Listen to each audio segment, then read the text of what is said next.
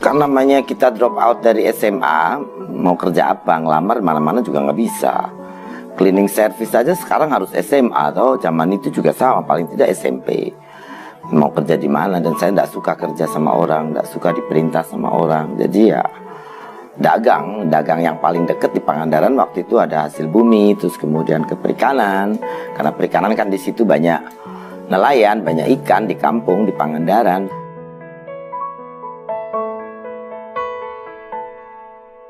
Menteri Kelautan dan Perikanan, Ibu Susi Pujiastuti.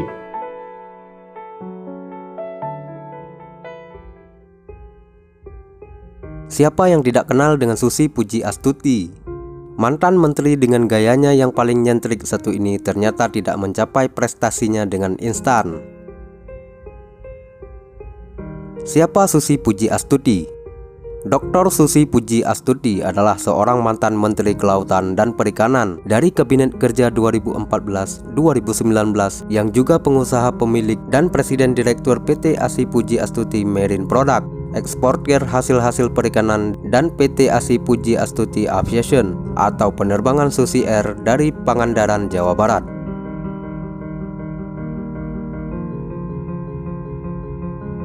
Perjalanannya dalam birokrasi juga tidak semudah angin berlalu. Setelah dikeluarkan dari SMA, Susi menjual perhiasannya senilai 750.000 sebagai modal awal usahanya sebagai pengepul ikan di Pangandaran pada tahun 1983.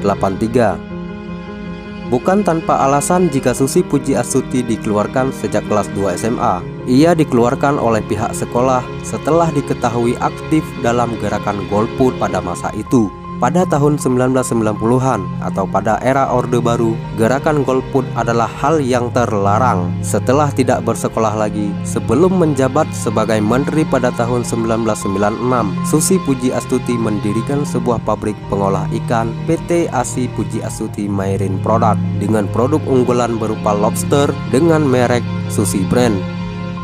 Kemudian pada tahun 2004, Susi membeli sebuah pesawat komersil dengan tipe Cessna Caravan senilai 20 miliar. Susi Pujiastuti juga merupakan sosok yang sangat berpengaruh terhadap kondisi kemaritiman di Indonesia. Penunjukan Susi Pujiastuti sebagai menteri sempat menjadi sorotan publik.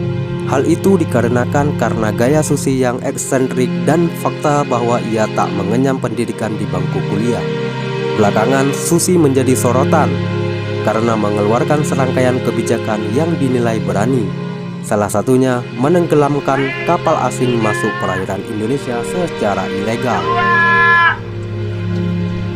2, 1, tenggelamkan!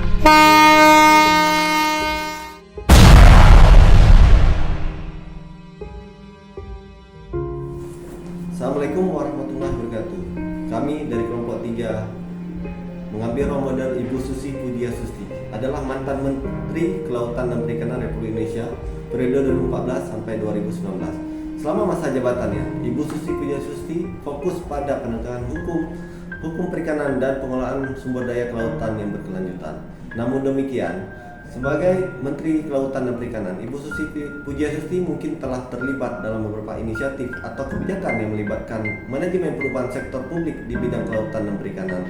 Manajemen perubahan sektor publik di bidang kelautan perikanan hal ini dapat mencakup pengembangan kebijakan baru, perubahan dalam regulasi perikanan, pengenalan teknologi baru, dan upaya penegakan hukum untuk melindungi sumber daya kelautan. Beliau sangat transparansi dalam menjalankan tugasnya. Dia sering berkomunikasi secara terbuka dengan publik dan media massa. Beliau juga sangat aktif di media sosial. Melalui platform ini, dia secara langsung berkomunikasi dengan masyarakat. Beliau juga melakukan kampanye visual. Misalnya, dia mengajak media untuk meliput pemusnahan kapal pencuri ikan dengan cara menghancurkan kapal secara langsung. Aksi tersebut ditayangkan secara luas dan menciptakan dampak yang kuat dalam memerangi illegal fishing. Sosok Susi Pujiastuti adalah sosok yang sangat fenomenal, di mana beliau seorang pengusaha sukses dan mantan Menteri Kelautan dan Perikanan di era kepemimpinan Presiden Jokowi yang pertama. Beliau dikenal dengan sikap ketegasannya dalam pemberantasan illegal fishing di perairan Indonesia. Dalam menjalankan operasi pemberantasan illegal fishing, beliau sering sekali ikut bersama-sama dengan anggotanya melaksanakan operasi pemerasan illegal fishing di tengah laut. Dari hal tersebut dapat kita lihat bahwa Ibu Susi Pujiastuti selalu menggunakan gaya kepemimpinan transformasional di setiap kepemimpinannya.